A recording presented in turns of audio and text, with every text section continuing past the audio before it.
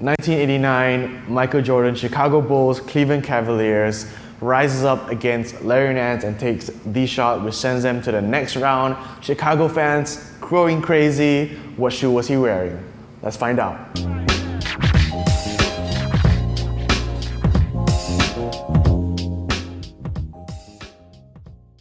What's up, guys? Welcome to another episode of Kaki Kartel and the third installment of my Like Mike project. If you didn't know, I'm testing all of Michael Jordan's performance models from the Jordan 1 to the Jordan 14, which was the last shot.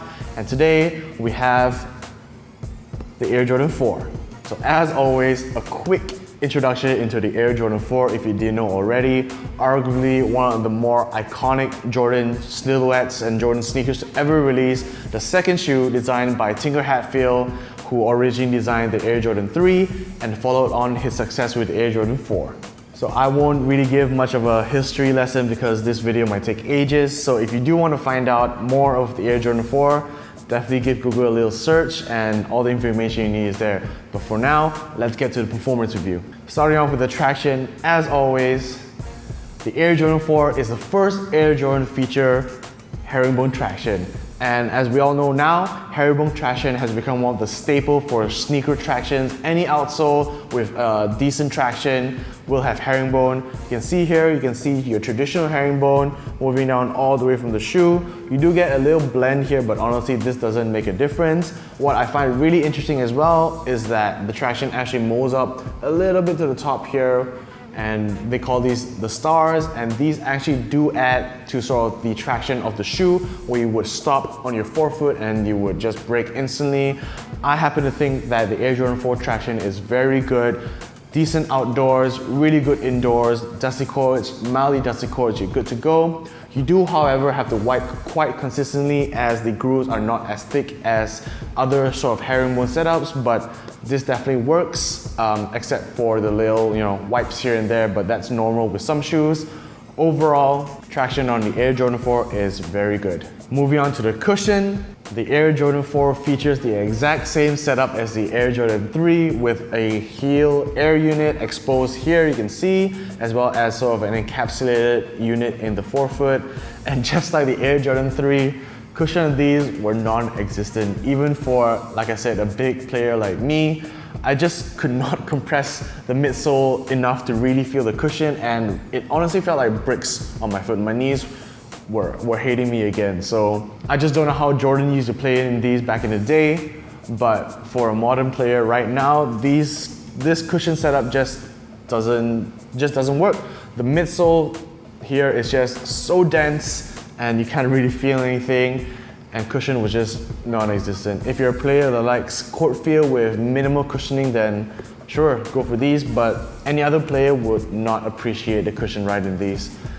Overall, cushion is just poor, in my opinion at least. Moving on to the materials, the Air Jordan 4 again features full-length leather. Tinker Hatfield was going to go with the same sort of aesthetic and materials that he used previously in the Air Jordan 3. So you get full-length leather here. It may not be the most premium leather, but these definitely work. They're a little bit on the thinner side, but that's actually a good thing as it does become more flexible.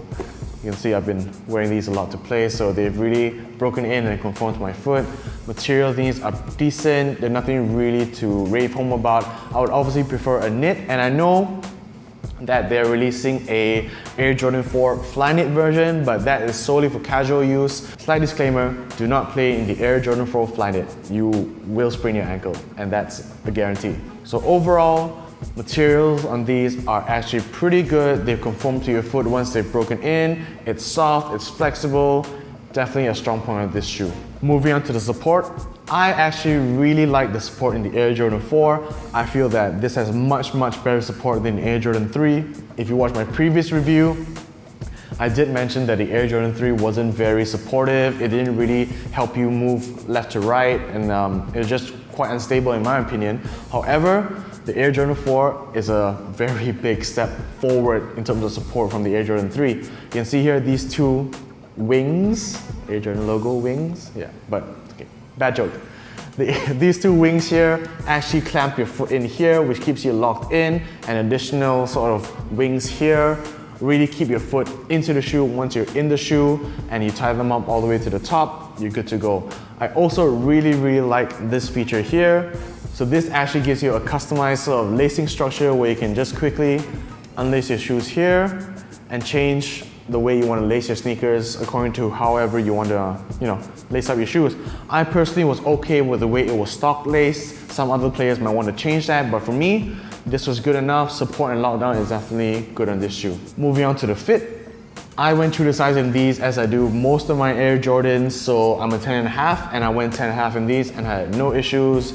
Narrow footers, wide footers, you're really good at going true to size as it can be quite narrow, but once they break in, they do conform to your foot. So wide footers, you're good to go. Narrow footers, you're good to go as well. True to size is the way to go for the Air Jordan 4, guys. So overall, I did still feel pain playing these, but the pain can be compared to the pain I felt when playing in the Air Jordan 3. These are definitely slightly better, but not something I would consistently play in, let alone play an hour in these. Definitely stick to these casually. I know the Air Jordan 4 is on the rise now. There have been loads of collaborations which have, really helped the shoe. You have your Eminem 4s, your Travis Scott 4s, and the list just goes on. A real classic shoe in my opinion, casually. Performance-wise, I cannot recommend these shoes to play in, especially since there is absolutely no cushion at all. Your body will hurt. And for me especially, I would not play in these for, let alone, an hour or two. Or rather, not even to warm up, stick to these casually for sure. So that takes care of the performance review, guys. Stay tuned for the next episode for the Jordan 5, which I am currently testing. If you like what you see, don't forget to subscribe down below to Huddle for more performance reviews, especially the Air Jordan project.